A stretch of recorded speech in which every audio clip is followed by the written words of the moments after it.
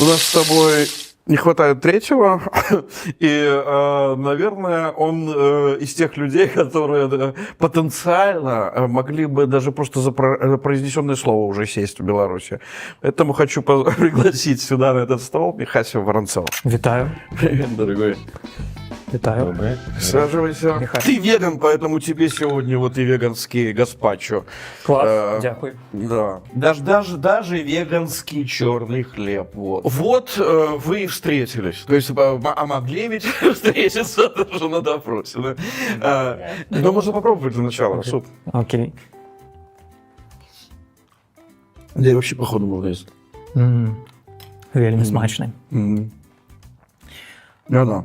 Ну, мені асабіста яна не вельмі падабаецца, таму я не палю. Але я за тое, каб мы вот улегалась Беларусь,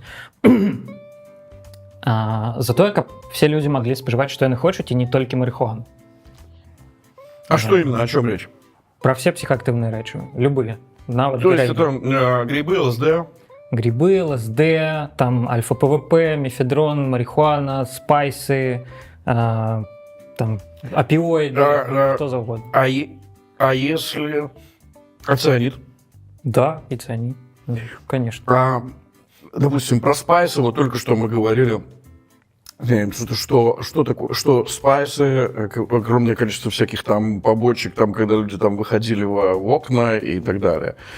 То есть получается, что ты хочешь переложить ответственность полностью на потребителя, не там уж так. как он выживет, не выживет. Не зусім так.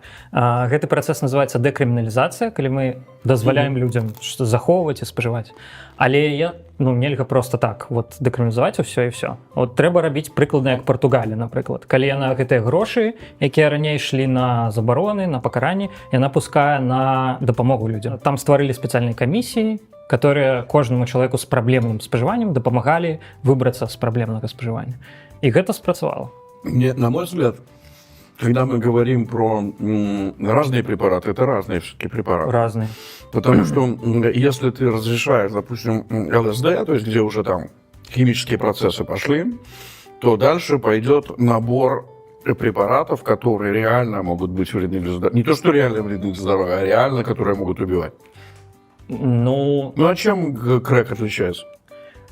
Тут насамрэч няма градацыі натуральная або хімія. Ёсць хімічныя рэчывы вельмі бяспечныя, як ЛСД, ёсць натуральныя вельмі шкодныя, як там дурман ці беладон. Кто составляет перечень?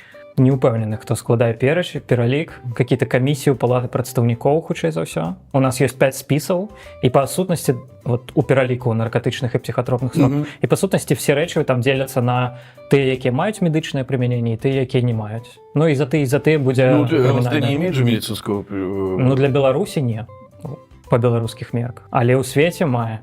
І з дапамогай ЛСД там лекуюць дэпрэсію, напрыклад. Ну, прынамсі, праводзяцца такія даследаванні зараз.